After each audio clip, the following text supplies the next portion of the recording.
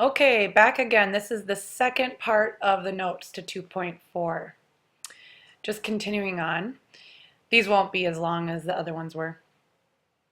I want to introduce complex conjugates and what those do to a complex number. Here's the kind of definition. If a plus bi is a complex number, its conjugate is a minus bi. So you have a plus bi and an a minus bi. The only difference is the sign, plus and minus. So if you look at all of these examples, I've got the complex numbers in black and its conjugate is in red. And we're going to multiply them and just see what happens. So we're going to just FOIL. Now, you know the difference of squares pattern where they look identical except one's a plus, one's a minus? You know how the middle terms are going to cancel out? So we don't even really need to do the middle terms if we know they're going to cancel. So let's just do the first and the last. So the first two would make a 4. The last two would make negative 9i squared. And then what's I squared? The same thing as a negative 1. So we'll have 4 plus 9. And we'll end up with just a 13. So we had a complex number times its conjugate, and we ended up with just a 13. Let's do this one. Just do the firsts, 36, and the last, that would be a negative I squared. I squared is the same thing as a negative 1. So we end up with 36 plus 1. So we get a 37. So same kind of thing happened. We took a complex number, multiplied it by its conjugate, and look at what it's turning out to be. So a product of two complex conjugates is always real. You're going to get a real number.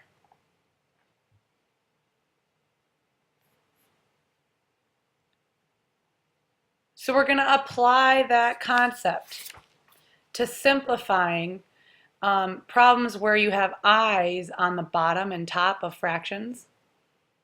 So you know how like the rule is you're not supposed to leave a square root on the bottom? Well, you're also not supposed to leave an I on the bottom. So right here it says don't leave a complex number in the denominator. To fix that, multiply the top and bottom by the complex conjugate of the denominator. So you look at the bottom and you figure out what the complex conjugate would be.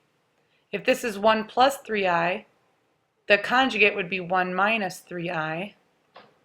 And I have to multiply by that on top and bottom because technically now I'm multiplying by 1. Like, you know, anything divided by itself is 1. I'm multiplying by 1, which doesn't hurt anything. But when I multiply all this stuff through, you'll see what happens. So on the top, I'm going to FOIL. I'm going to get a 6 and then a negative 18i and then a negative 2i and a positive 6i squared. On the bottom, this is difference of squares, so I really don't need to do the whole thing. I can just do the first and last. So the first two would be a 1, the last two would be a negative 9i squared. And now let's simplify that. So on the top we have a 6, the negative 18i minus 2 more I, that gives us a negative 20i. And then we have a plus 6, the I squared, remember, is a negative 1. On the bottom we have 1 minus 9 times I squared, again, which is a negative 1. So keep simplifying. Now on top I have a 6 and a negative 6. Those are going to cancel. And I'll have a negative 20i on top. And on the bottom I'll have a 1 plus 9 which is a 10. And that reduces down, the negative 20 over 10 reduces down to a negative 2i.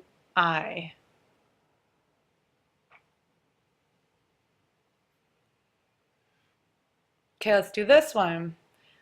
Again, I have i's on the bottom, a complex number on the bottom.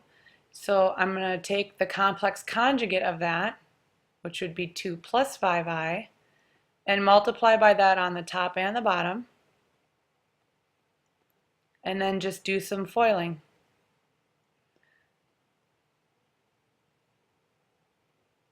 So I'm going to get a 6 plus 15i minus 2i minus 5i squared. On the bottom, they look identical except one's a plus, one's a minus, so I only need to do the first two and the last two.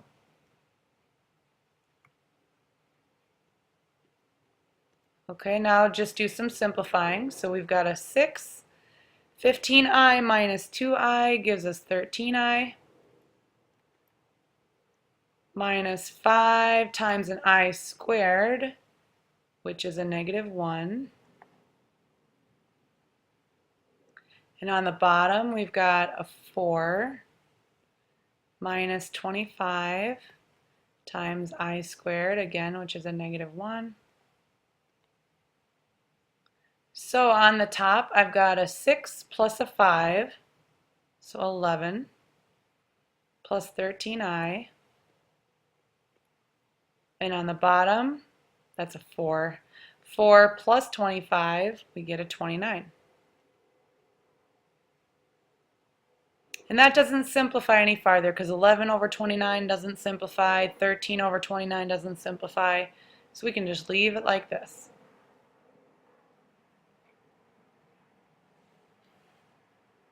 So that's what you do if you have an I on the bottom, multiply by the complex conjugate on top and bottom. Okay, these are just more practice with simplifying. Okay, so the first one, the top is fine,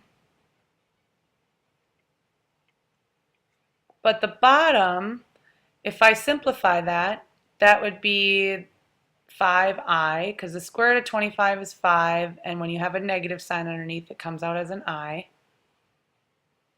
But I'm not supposed to have an I on the bottom, so I have to multiply by the conjugate of that, which would be a negative 5i. And I have to multiply by that on top and bottom.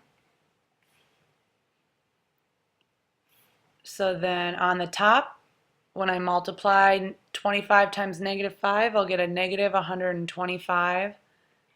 And on the bottom, I'll have a negative 25i squared.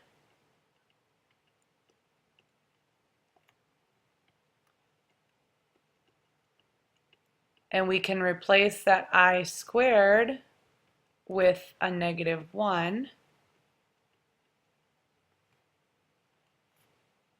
And so I will have a negative 125i on the top and a positive 25 on the bottom. And then the negative 125 divided by 25 simplifies down to a negative 5. So negative 5i.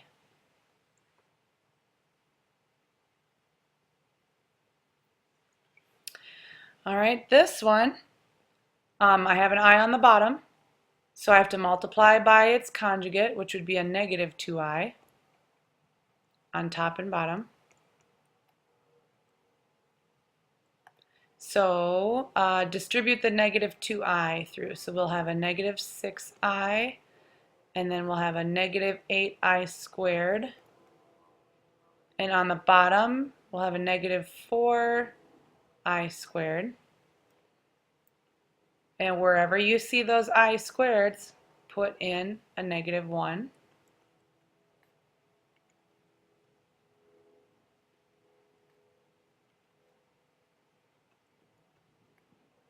So on the top, we'll have a negative 6i plus 8, and on the bottom we'll have a positive 4, and always reduce. So if I separate that, I'll have a negative 6i over 4, and I'll have an 8 over 4. So this will reduce down to a negative 3i over 2, and this will reduce down to a 2. And you know, technically, if I'm going to put it in standard form, that's a plus bi. Do you see how the real part comes first? So I would put the 2 first, and the imaginary part would come second.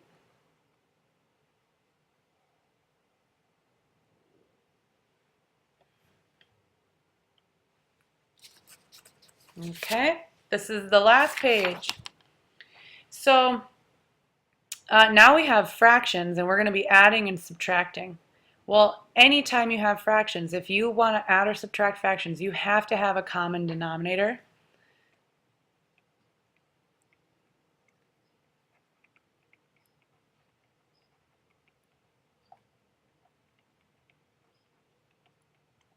So we have to figure out what we could multiply each one by to get a common denominator. Well, this one has an I to the third. This one just has an I. So I'm probably going to need to multiply by an I squared in order for this to have an I to the third. So I've got 4i to the third here. I could get 4i to the third on this one if I just multiplied by 2.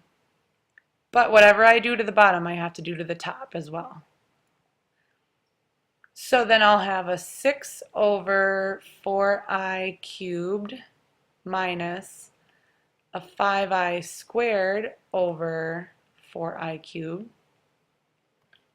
And now that I have a common denominator, I can leave my denominator as it is, but then add or subtract the tops. And now I can do some simplifying, because I know that I squared is a negative 1. And then do you remember on that one of those first pages what I to the third was? See if you can remember.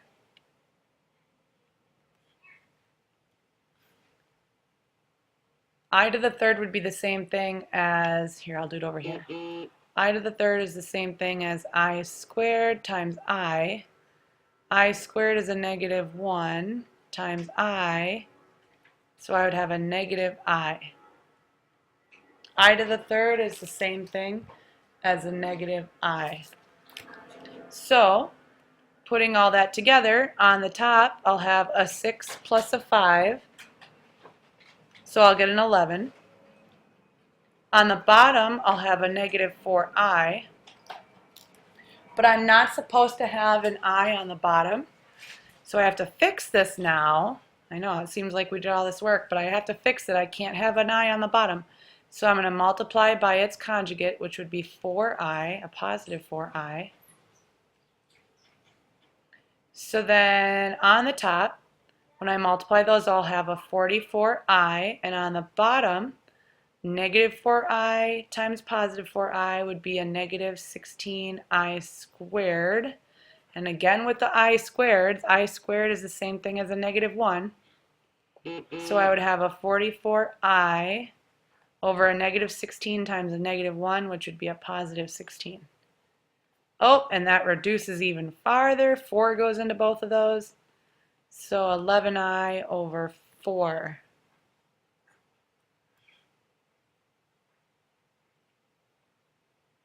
Okay. Let's see. I think we'll stop there. So that is your introduction to 2.4. You can now start working on the homework, and then I will see you on Monday and we'll go over any questions you have, okay? All right, have a good weekend.